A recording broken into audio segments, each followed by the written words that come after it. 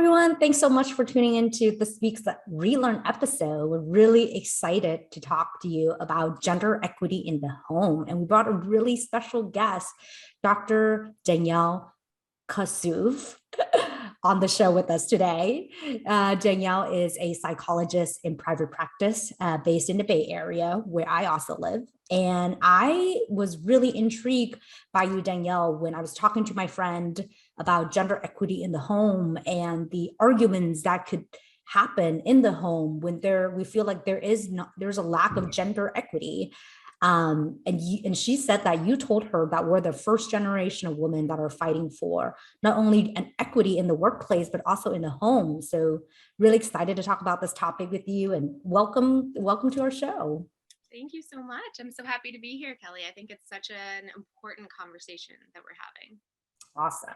And today we're just really going to focus on gender equity in a home, because it's not something I think I commonly read about. And I think I have personal ties. I grew up in a very traditional household with traditional gender roles. And beyond that, I've just seen women of like my mom's generation who didn't have a lot of decision-making power in the workplace. And I think there's a lot of issues that could come of it. And there are things I'm learning that I should not take away, and I'm trying to reshape. And I think that's what the podcast is about, right? Like our mindset and how about gender roles and how we could build more equity with our partners. I think it's definitely very important.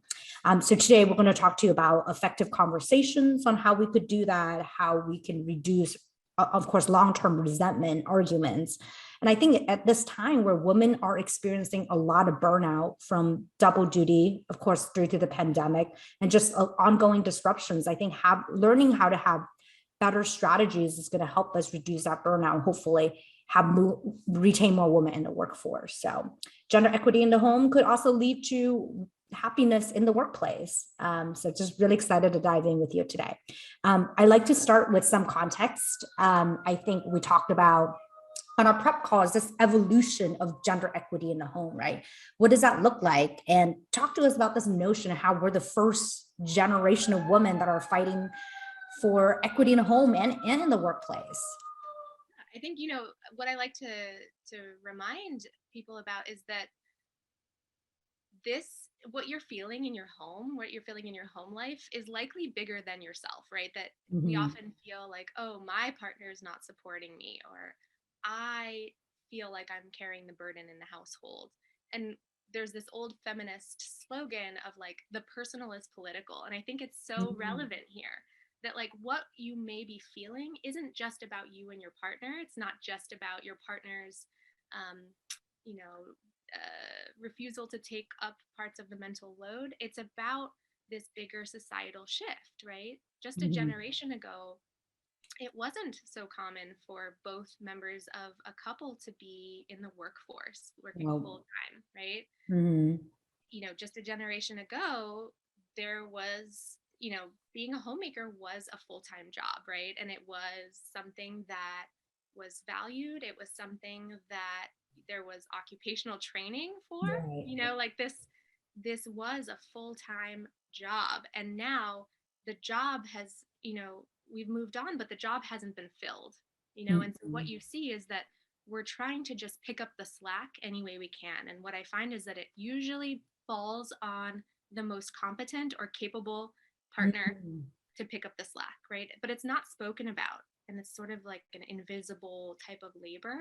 And there's really no rule book for how to divide this labor, right? Even if we think about 50-50, right, delegating tasks, I think it's that doesn't really capture the whole picture of what it is to manage a household. No. My mom was in Future Homemakers of America when she was in college. Like, this is a very recent shift. And I think what we're feeling personally is is some growing pains. I agree. And I think you hit it on the nail that there isn't a framework, right? Like I can't go to my mother and really ask her, hey, how could I champion equity in a home, when she's like, society wanted me to take on the housework. She thought of it as her duty. So So maybe give us some strategies on how to have this framework then, if it's unknown, if it's unwritten. Absolutely. Yeah. I mean, I wish I had all the answers. I think we're all still figuring it out, but certainly, I think just defining and understanding the problem is a big step forward, right? So Mm. recognizing the concept of the mental load, right?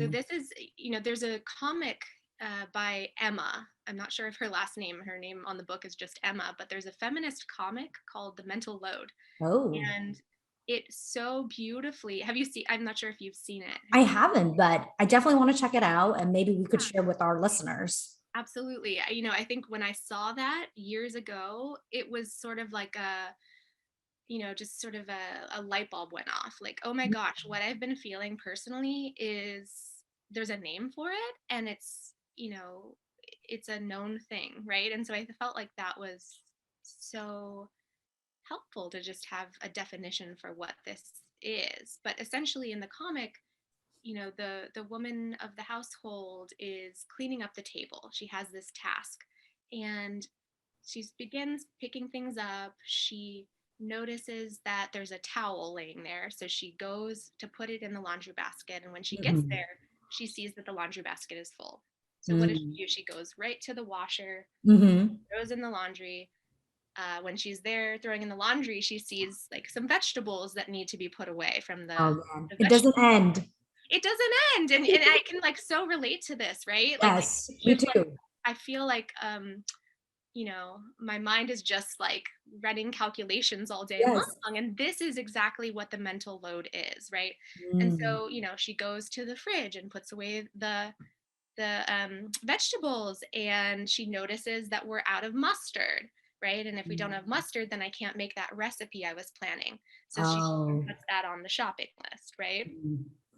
So I think this is such a beautiful illustration of what the mental load is, because it doesn't matter if the tasks are divided 50-50. If I'm the one that's sort of the manager of the household, I'm holding everything in the Mhm. household. It's just a lot of emotional and mental stress, right? That And, and I think even 50-50 is subjective, right? Like how can we ever get to 50-50 in the home? Yeah, I To think me, I don't know. I'm curious to get your thoughts and what you're hearing from your clients. it's hard, to really define what is domestic equity, right? Because Mhm. a lot of it is subjective, a lot of it is felt, right? Yeah, We both may feel that we're doing more than 50% of the labor, right? But that yeah. that can't be true in reality. And so I think really being able to express the underlying emotions Mm. that you are feeling, right? Because Mhm. if you're in a relationship where your partner really cares about you and wants you to be well, then they need to know, right, that I'm carrying this really heavy load and it's causing me stress, it's causing me Mhm. anxiety, and it's starting to cause resentment. Right. And so for me, I get uncomfortable, I think, even expressing these challenges sometimes, because I think I go back to, and it's not my family's fault. Like it's just what they were deemed to know was the expectation of society at a time. Like again, I can't go to my mom and be like, how do I have these conversations? What conversations did you have with your dad? Because she just didn't. She just took it on, just like that mental load and calculations in her head just keep going. And then there was never time for her to decompress. So like for those of us that have the are uncomfortable sharing this mental load and even communicating, what are some tips you have for us? Yeah, I think, the first thing is to really begin to value domestic labor, right? That it's not something we value, it's not something we think Hmm. too much about, as a Agree. culture, and it's so so important, right? So I think, recognizing that this is important, and that, you know, your feelings matter, right? That I know it's hard to have these difficult conversations, but it's important to do it, right? And so I think just realizing that this is important to address, and that there are ways to address it and to live a more harmonious life where you feel supported and where you feel that there's more equity in the home. And if I start bringing it to my partner and my partner feels very differently or doesn't want to have those conversations, what are some like concrete steps we could take? Like, should we not, if they're not ready to have a conversation, should we just put a hold on it, revisit another time? Or, yeah, curious to hear strategies that could be effective.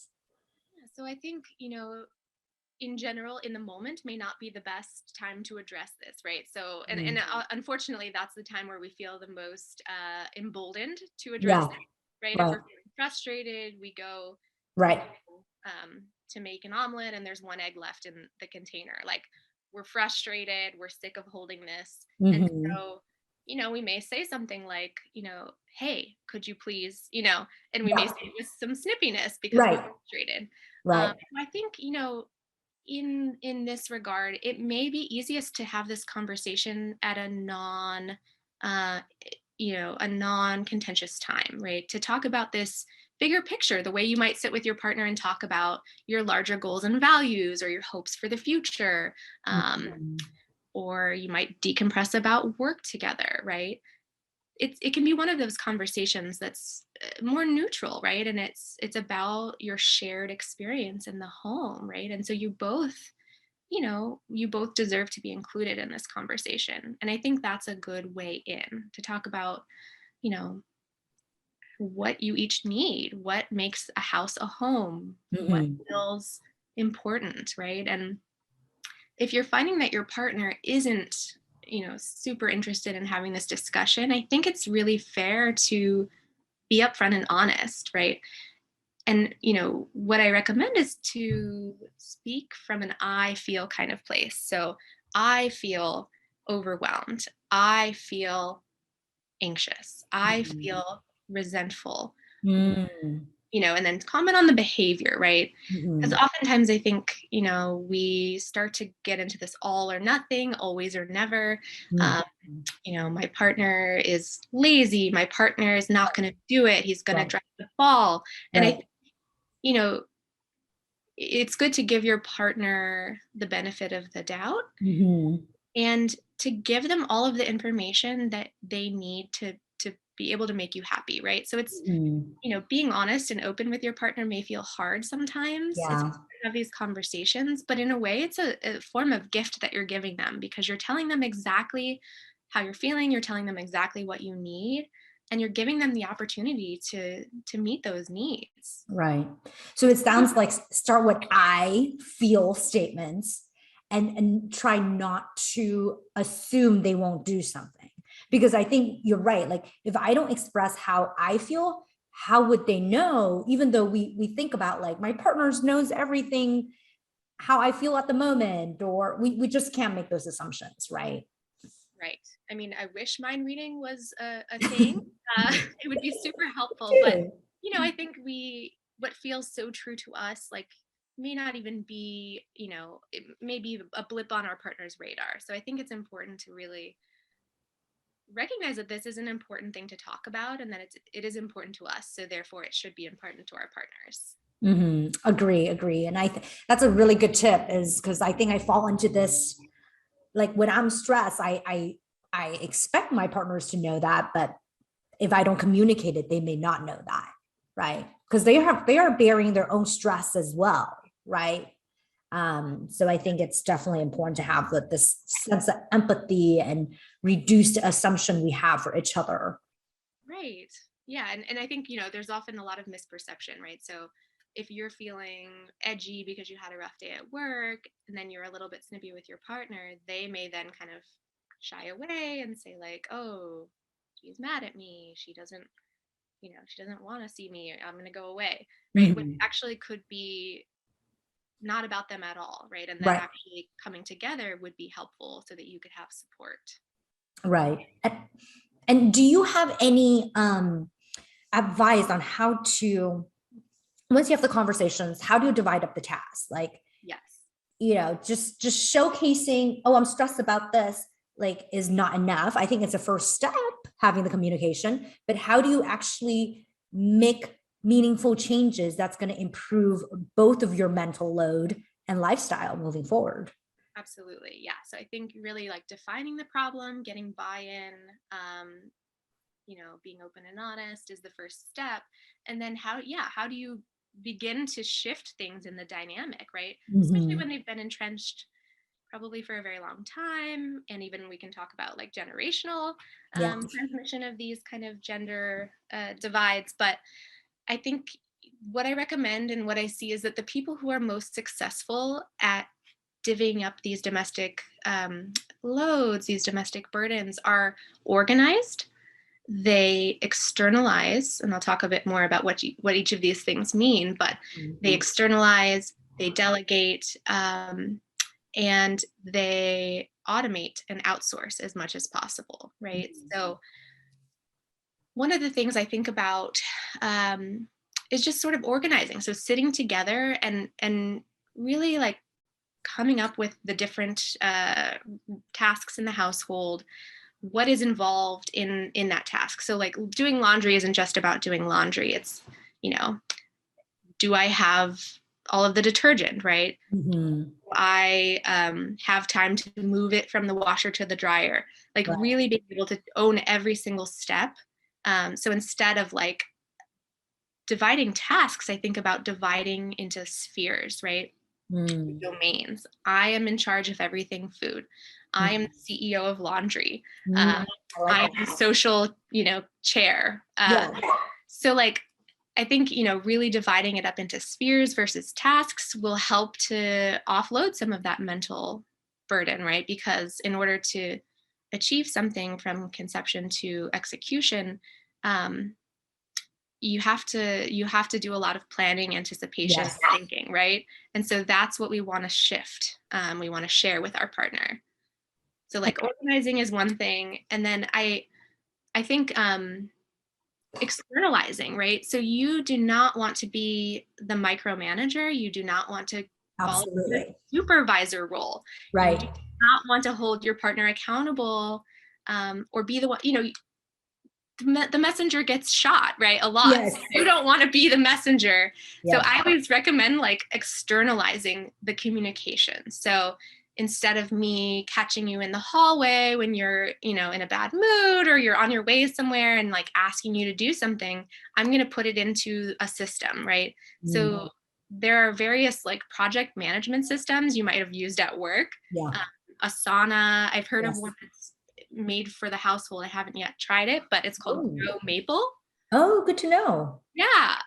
So these things do exist, right? And it's a way to sort of, divide and conquer and attack these things.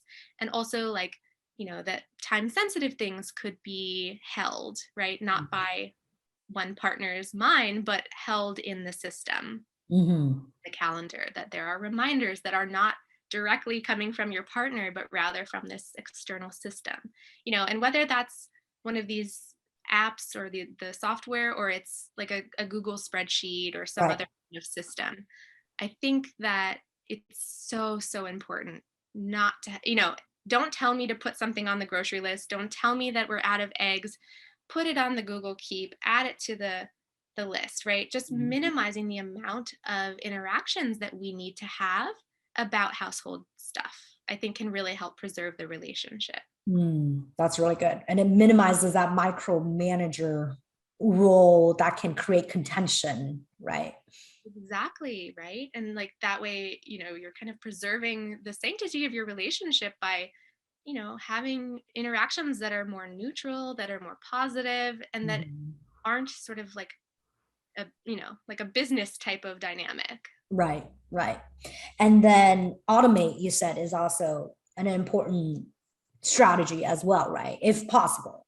Yes. So, it takes, and many of us are kind of just struggling, right? With the pandemic, especially we're working from home. A lot of us, we're trying to manage working full time, raising kids, whatever plate. So it's hard to actually take the time and carve out time to really like zoom out and look at the big picture and set up these structures. But I think it is really important. And so instead of having to reinvent the wheel every single week, it's like, can we have these bigger systems in place, right? Where we have a shared calendar and that automatically communicates things to you that need to be communicated, right? It's automated, or, doing the vegetable boxes that come. So doing Yes. things that, kind of just are automated, they're off of your plate. You can kind of set it and forget it. And that, I think, can help reduce the mental burden. Yeah. And thanks to technology, there are so many ways to automate tasks, right? We were talking about getting our coffee and having it shipped to us. And it's certainly a privilege to be able to do that. But if we are able to, I think it's a big help, especially when you're raising children. Yeah. Oh my gosh. And I really strongly recommend that if you're feeling a bit overwhelmed now, or you're feeling like you and your partner need to get closer to a state of equity, I would say to tackle that before having a child, because when you add a child to the mix, the Ah, the load just expands exponentially. yeah. I have a 2-year-old, so I can I can kind of relate to that. But yeah, I think it's really an important conversation to have, and it can be framed in terms of these bigger, decisions with your partner. Like, are we going to have children? What do we want our life to look like? Yeah. Really setting yourselves up for success. Right. So it's important. It seems like, especially before these big life moments, it's definitely important to have these conversations. Sit down when you're not overwhelmed, stressed, and laying this framework. And what if what if it's a couple that's been in a relationship for a while, they're not going through these life phases, but still encounter these issues day by day? I think it's still encouraged, right? Absolutely. So there's no bad time. I mean, aside from like in the heat of the moment or in a Right. conflict type situation, but there's really no bad time to have these conversations, right? These are the bigger picture, zooming out from our day to day life type of conversations. What kind of home do we want to have? What kind of life do we want to live? Mm-hmm. And I think we'll be surprised that a lot of people don't have these conversations. I was just looking at a research, and it said that according to a Yelp survey, 80% of people living with a partner have disagreements about housework. So it's definitely happens quite frequently. I'm not surprised by that statistic at all. I think it's such a hard thing to talk about. There's no rule book. No one is training us to be successful in the domestic sphere in the way that we're getting, career training from an early age. We're preparing for, our educational Right. careers, our professional careers, but there's not a lot of talk about domestic well-being, right? And what that Not at looks all. like. Yeah. Yep. That's why I think this is such an interesting episode to talk about. There's a lot of things schools don't teach us. And there's also a sense of women like have do it all. And the truth is we can't do it all.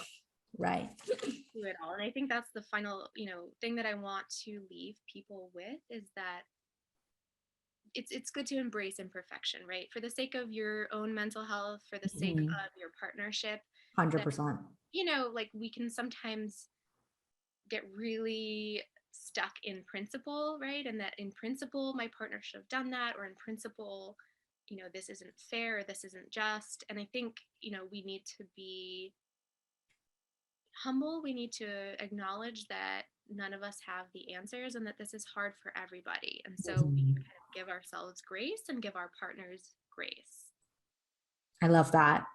And these are amazing final words. And I'm learning so much already from you. But this is a question we like to ask every guest before we wrap up the episode, is that, we want to help diverse individuals combat imposter syndrome and really learn new tips that can help us be more confident and practice positive psychology, right? That's what our podcast is about. So would love to learn from you. What's your take on how do we get to the I can't do it attitude and move away from the I'm not good enough or I'm going to fail mindset?